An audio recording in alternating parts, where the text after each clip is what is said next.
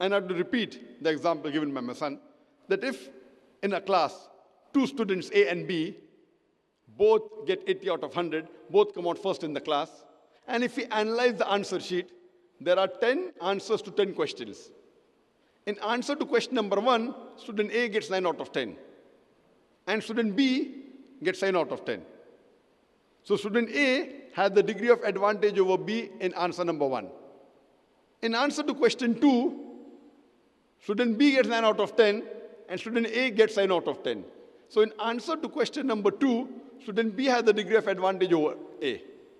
All the remaining answers from question number 3 to question number 10, all the remaining 8 answers, both A and B get 8 out of 10. So if you add up, student A also gets 80 out of 100, student B also gets 80 out of 100. But student A has the advantage over B in answer number 1, and student B has the advantage over A in answer number 2.